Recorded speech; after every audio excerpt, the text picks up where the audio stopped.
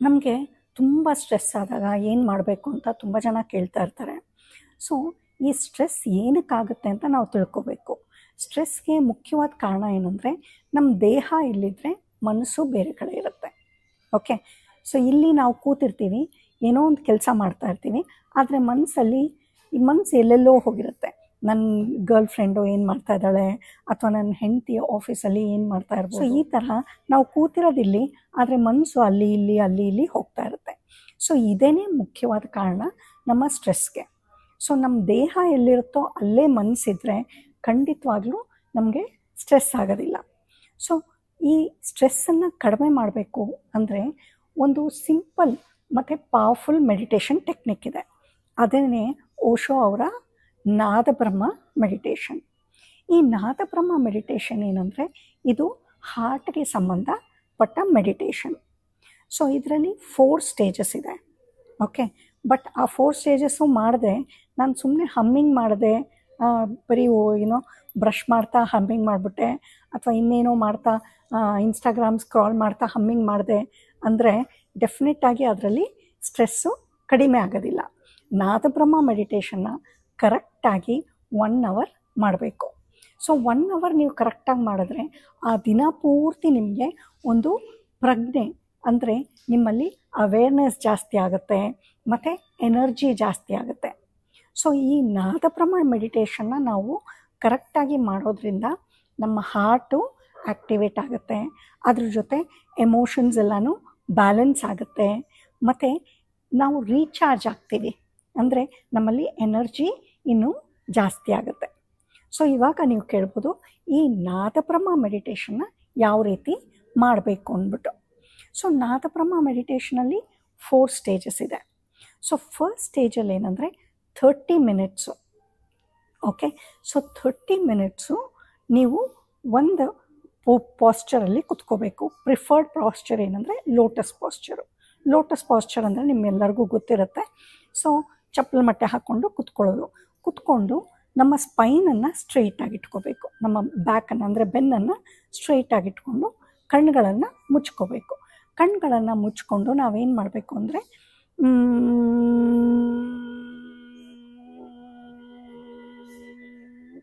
ಅಂತ ಜೇಂಕಾರ ಮಾಡೋದಕ್ಕೆ ಶುರು ಮಾಡಬೇಕು. ಸೊ ಹನಿ ಬೀಸ್ ಗೊತ್ತಲ್ಲ, ಜೇಂಕಾರ ಮಾಡುತ್ತೆ ಅಂತ. ಅದೇ ರೀತಿ 30 ನಿಮಿಷ ನಾವೇನು ಮಾಡಬೇಕು, ಜೇಂಕಾರ ಮಾಡಬೇಕು. ಸೊ ಜೇಂಕಾರ ಮಾಡುವಾಗ ನಾವು ಲೋಟಸ್ ಪಾಸ್ಚರಲ್ಲಿ ಕೂತ್ಕೊಂಡು ಸ್ಪೈನನ್ನು ಸ್ಟ್ರೈಟಾಗಿ ಇಟ್ಕೊಂಡು ಕಣ್ಗಳನ್ನು ಮುಚ್ಕೊಂಡು ಜೇಂಕಾರ ಮಾಡಬೇಕು. ಈ ಜೇಂಕಾರ ಮಾಡುವಾಗ ಒಂದು ಮುಖ್ಯವಾದ ಪಾಯಿಂಟ್ ಏನಂದರೆ, ನಾವು ಆ ಜೇಂಕಾರನ ನಾವೇ ಅದನ್ನು ಕೇಳಿಸ್ಕೋಬೇಕು, ನಂಬರ್ 1.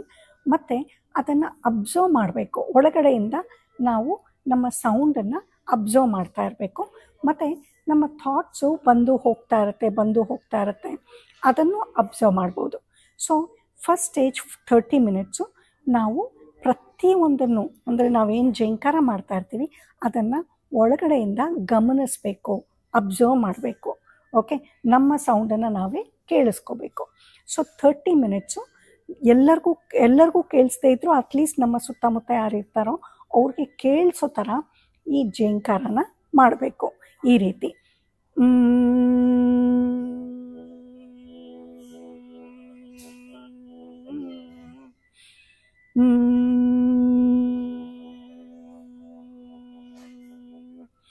ಈ ರೀತಿ 30 ನಿಮಿಷ ಮಾಡಬೇಕು. ಇದಕ್ಕೆ ಸ್ಪೆಸಿಫಿಕ್ ಆಗಿರೋ ಮ್ಯೂಸಿಕ್ ಇರುತ್ತೆ, ಅದನ್ನೇ ಹಾಕ್ಕೊಂಡೇ ಮಾಡಬೇಕಿದೆ ಈ ಒಂದು ಮೆಡಿಟೇಷನ್ನ. ಸೊ 30 ಮಿನಿಟ್ಸ್ ಆದಮೇಲೆ ಮ್ಯೂಸಿಕ್ ಚೇಂಜ್ ಆಗುತ್ತೆ, ಅಂದರೆ ಸೆಕೆಂಡ್ ಸ್ಟೇಜ್ಗೆ ಹೋಗುತ್ತೆ. ಈ ಸೆಕೆಂಡ್ ಸ್ಟೇಜ್ ಏನಂದರೆ 2 ಪಾರ್ಟ್ಸ್ ಆಗಿ ಡಿವೈಡ್ ಮಾಡ್ಬೋದು. ಸೊ ಫಸ್ಟ್ ಪಾರ್ಟಲ್ಲಿ ಏನಂದರೆ, ನಾವು ನಮ್ಮ ಅಂಗೈ ಅಂದರೆ ಪಾಮ್ಸ್ನ ನಮ್ಮ ಹೊಟ್ಟೆ ಭಾಗದ ಹತ್ರ ತೊಗೊಂಡು ಹೋಗಬೇಕು, ಅಂದರೆ ನೇವಲ್ ಸೆಂಟರ್ ಹತ್ರ ತೊಗೊಂಡು ಹೋಗಿ ಅದನ್ನು ಮುಂದಕ್ಕೆ ತೊಗೊಂಡು ಹೋಗಿ ಈ ರೀತಿ ವರ್ತುಲಾಕಾರದಲ್ಲಿ ರೊಟೇಟ್ ಮಾಡಬೇಕು. ರೊಟೇಟ್ ಮಾಡಬೇಕು ಅನ್ನೋದಕ್ಕಿಂತ ಮುಖ್ಯವಾಗಿ ಈ ಮೂಮೆಂಟ್ಸ್ನ ನಾವು ಅಲೌ ಮಾಡಬೇಕು. ಅದಕ್ಕಾಗಿ ಅದರಷ್ಟಕ್ಕೆ ಅದೇನೇ ಮೂವ್ ಆಗ್ತಾ ಇರುತ್ತೆ. ಬಿಕಾಸ್ ಫಸ್ಟ್ ಸ್ಟೇಜಲ್ಲಿ ನಾವು ಹಮ್ಮಿಂಗ್ ಮಾಡಿರ್ತೀವಿ, ಸೆಕೆಂಡ್ ಸ್ಟೇಜಲ್ಲಿ ನಾವು ಈ ಕೈಗಳನ್ನು ನಮ್ಮ ಹೊಕ್ಕಳ ಭಾಗದ ಹತ್ರ ತೊಗೊಂಡು ಈ ರೀತಿ ನಾವು ಸುಮ್ಮನೆ ಒಂದು ಇನಿಷಿಯೇಟ್ ಮಾಡಿದ್ರೆ ಈ ಮೂಮೆಂಟ್ಸ್ನ, ಅದಾಗದೇ ಸ್ಲೋ ಆಗಿ ಮೂವ್ ಆಗ್ತಾ ಹೋಗುತ್ತೆ. ಸೊ ಮೂಮೆಂಟ್ಸು ತುಂಬ ಸ್ಲೋ ಆಗಿರಬೇಕು.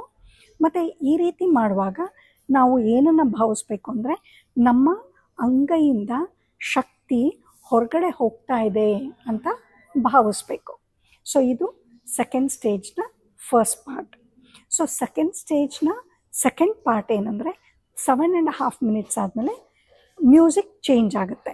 ಆಗ ನೀವೇನು ಮಾಡಬೇಕಂದ್ರೆ, ನಿಮ್ಮ ಪಾದ ನಿಮ್ಮ ಅಂಗೈನ ಹೊಟ್ಟೆ ಭಾಗದ ಹತ್ರ ಈ ರೀತಿ ಫಸ್ಟ್ ಪಾರ್ಟಲ್ಲಿ ಹೀಗೆ ಇಟ್ಕೊಂಡಿರ್ತೀರ, ಅಂದರೆ ಅಂಗೈ ಮೇಲ್ಭಾಗ ಆಗಿರುತ್ತೆ. ಈಗ ಅಂಗೈ ಕೆಳಭಾಗ ಮಾಡಿಕೊಂಡು ಹಿಂದೆ ಹೋಗಿ ಈ ರೀತಿ ವರ್ತುಲಾಕಾರವಾಗಿ ನಿಮ್ಮ ಅಂಗೈನ ಮೂವ್ ಮಾಡ್ಕೊಂಡು ಬರಬೇಕು.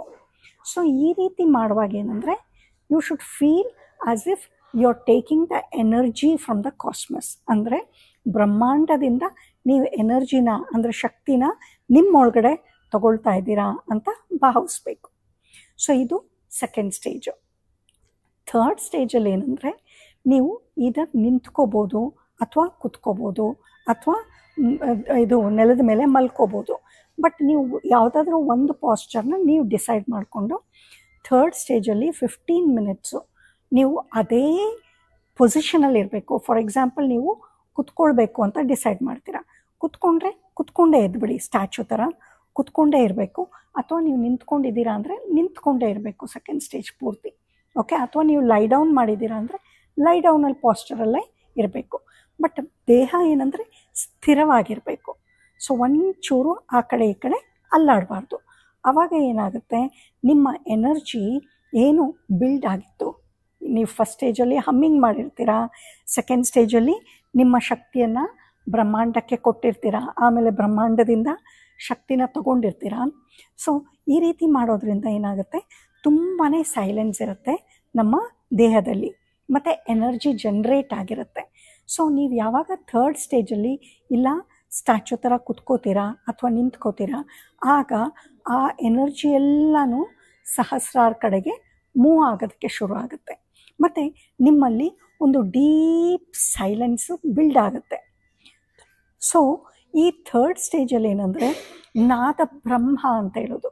ಅಂದರೆ ನಿಮ್ಮಲ್ಲಿ ಯಾವಾಗ ಸೈಲೆನ್ಸ್ ಜಾಸ್ತಿ ಆಗುತ್ತೋ ಆಗ ನಿಮಗೆ ಸುತ್ತಮುತ್ತ ಶಬ್ದಗಳೆಲ್ಲನೂ ಇನ್ನೂ ಕ್ಲಿಯರಾಗಿ ಮತ್ತು ದೂರದ ಸೌಂಡ್ಗಳೆಲ್ಲನೂ ಚೆನ್ನಾಗಿ ಕೇಳಿಸೋದಕ್ಕೆ ಶುರು ಆಗುತ್ತೆ.